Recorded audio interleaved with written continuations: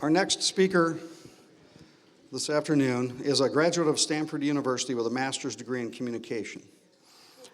She has devoted her documentary film, television, radio, writing, and reporting career to productions concerning science, medicine, and the environment.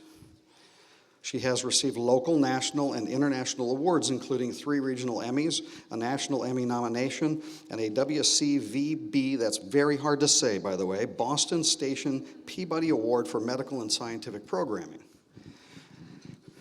That's it. I'm diverting from your bio. Okay. Remember I talked about the giants? We stand on their shoulders.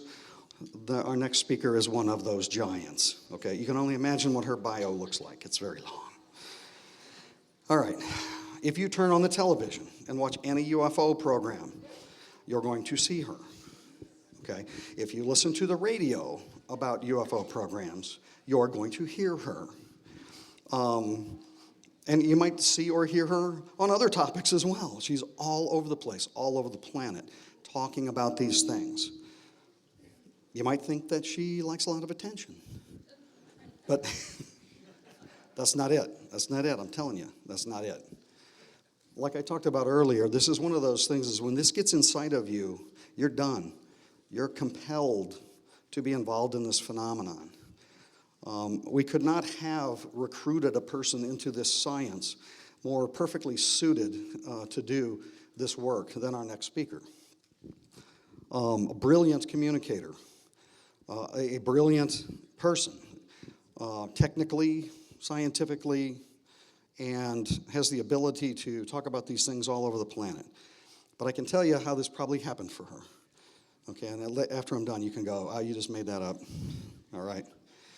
That's that moment. It's this quintessential moment when you have that epiphany and you have to make a decision. And for her, I imagine that it happened in a cow pasture. Okay. Former Miss Idaho, standing in a cow pasture, looking at a mutilated cow carcass, and in this moment realizing that what she was looking at could not have been caused by human means. Your brain was rewired, all the hair on your body stood on end, and you get all the little goosebumps. And then you probably did one of these kind of like, where you suddenly realize that whatever alien force did this to this animal might still be lurking about. And you kind of look around creepily like somebody's watching you. And in that moment, she had 2 choices to make.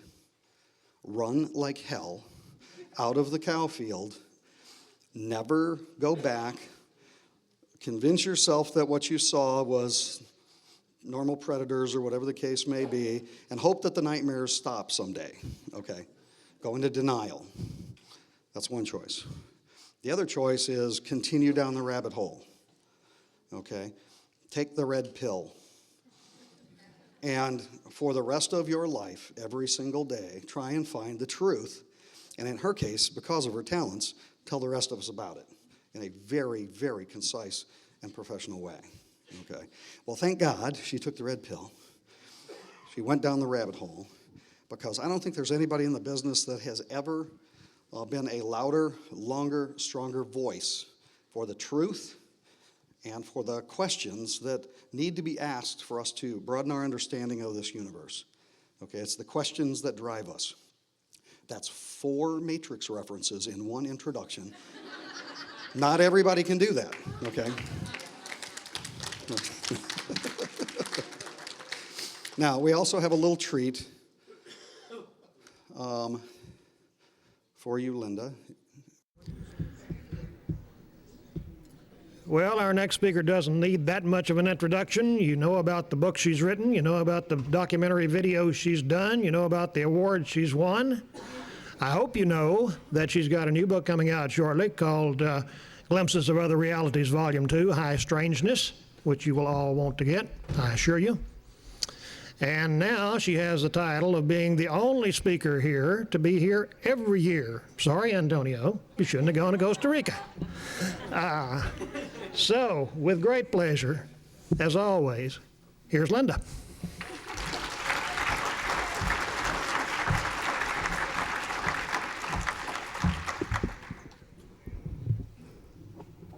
There's something special about making that trek all the way from someplace in the United States to get to Eureka Springs that makes this such a special conference, I think. Wouldn't you agree that Lou has done a really fine job now?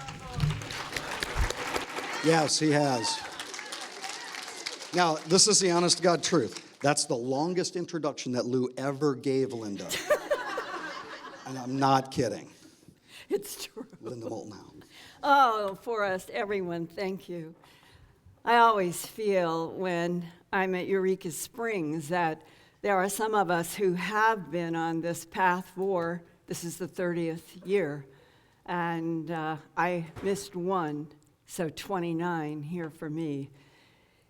And when I think back to the very first one, we were in the real hot, investigative mystery and fever of Gulf Breeze and what was happening with Ed Walters. And I still think of Eureka Springs as being a moment when everything came together in a room over here in the Ozark Inn.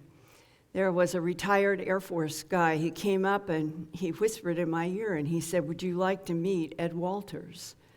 And it was all a big mystery then, and when everybody had seen the photographs of the craft in the sky and the beams, and nobody knew he was here.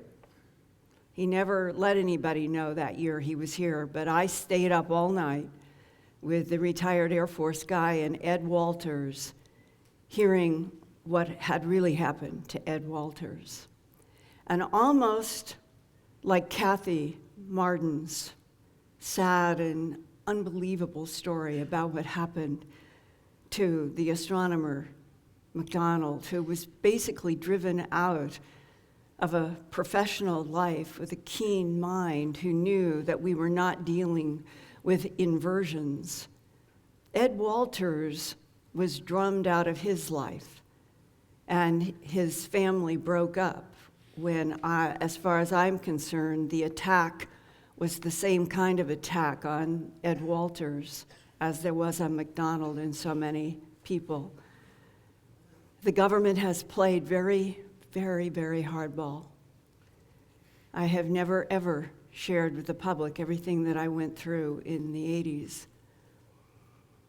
But I'm here today with a feeling that we are finally close to at least the worldwide headlines that we're not alone in this universe. And Grant is going to talk tonight, and Grant and I and a few others are trying to stay closely hooked together on what may be real heartbeats, and that all of us who have been coming here for a very long time knowing pieces of the story and of the evidence, including, yes, those bloodless, trackless animals where my story began, and having law enforcement look into my eyes and say, "Linda, the perpetrators are creatures from outer space." That's what law enforcement said back in the 70s, based on their experiences from the 60s onward. And before I start into my formal presentation, I'd just like this audience to know how many sheriffs, how many deputies knew, saw, many of them even saw beams of light with animals either rising in the beam or lowered to the ground. I've talked with ranchers who would never, under any circumstances, stand up in front of my camera or even go later on the record in a recording for radio. But they are honest people, and I have sat in their homes and I have looked in their eyes, and they have told me about seeing an animal rising or lowering in a beam of light on their ranch. They were terrified and wanted to wait until the sun came up before they went out, and there would be a mutilated animal. As a reporter, without having the law enforcement and those people go on the record, it's difficult. because then I become a translator as opposed to a reporter. But remember, no matter what it is that is announced, whether it's microbes on Mars, swimming creatures in Enceladus, just remember that there were law enforcement and ranchers in the 60s who saw beams of light coming out of disks in the sky and saw animals rise in those beams and lowered. Never forget that data point. And now I'm going to go to something that actually excites me. In the past 30 years, the subjects here have woven their way through the Ozark Conference. And they began with those bloodless, trackless animal mutilations, UFOs, Sasquatch, human abductions, crop formations. And today, in addition to those phenomena, there are many new questions coming from astrophysicists such as how many universes are there beyond this one?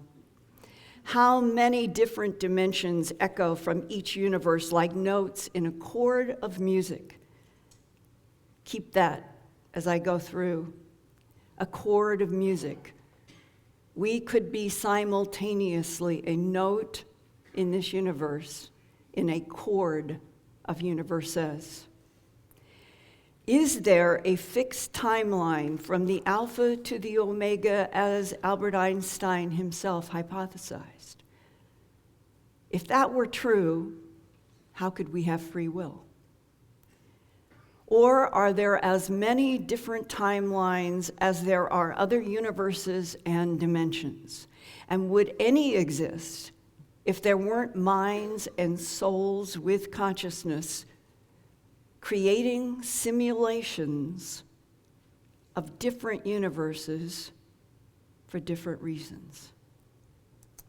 That question, is the universe a simulation, was debated before a sold-out, packed audience 1 year ago in April on the 5th in 2016 at the American Museum of Natural History in New York City. The moderator was astrophysicist Neil deGrasse Tyson. Across the Atlantic Ocean, the UK's Daily Mail headlined, "Are we living in a computer game?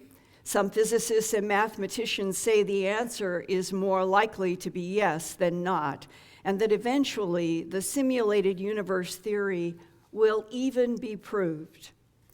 The scientists on that stage in New York included from far left the moderator and astrophysicist Neil deGrasse Tyson, director of New York City's Hayden Planetarium, philosopher David Chalmers, theoretical physicist Lisa Randall from Harvard University wearing sunglasses.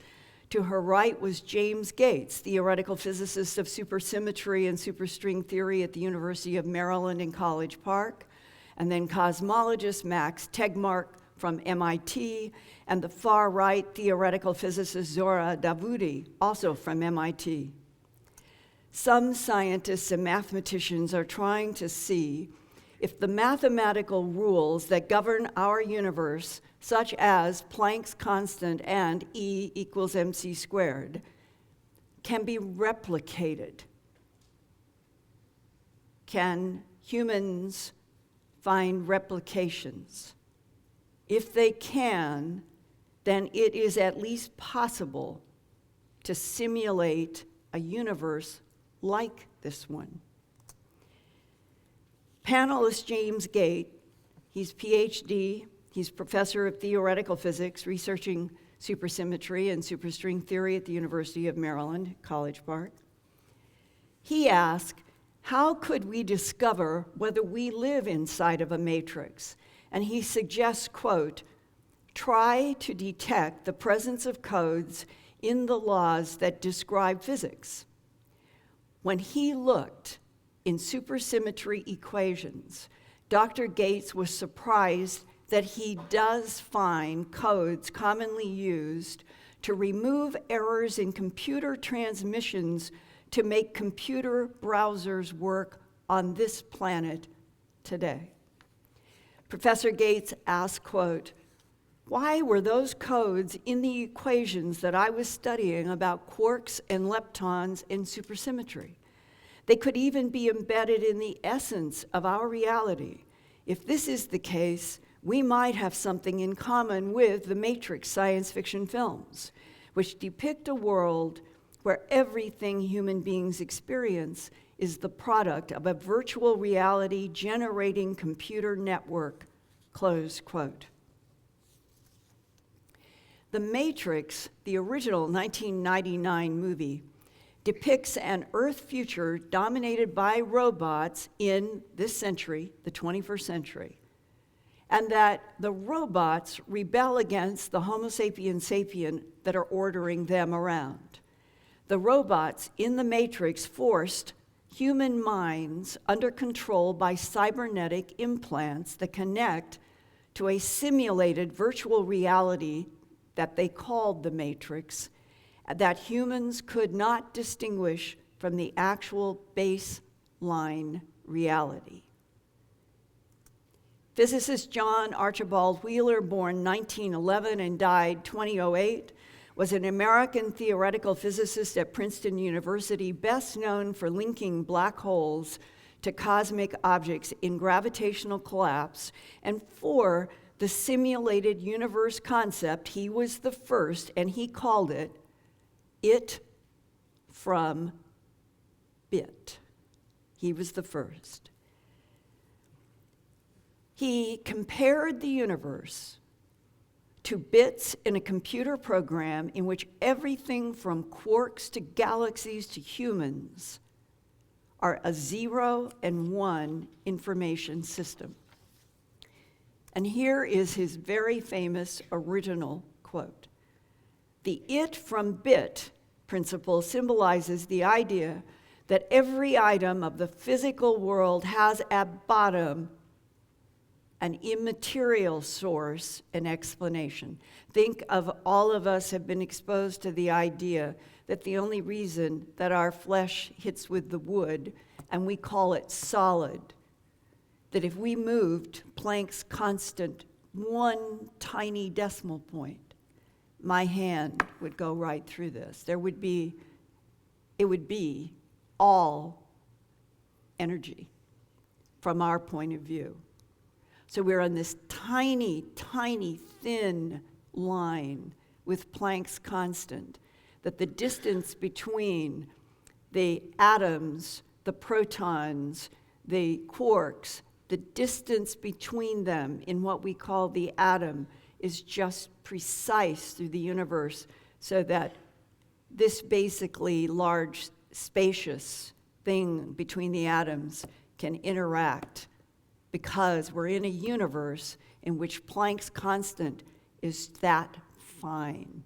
Just a tiny move, and we would not have solidity.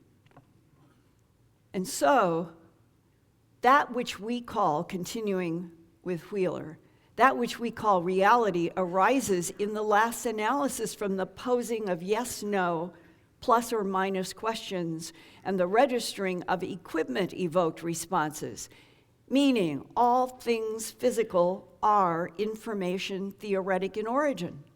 And this is a participatory universe, close quote.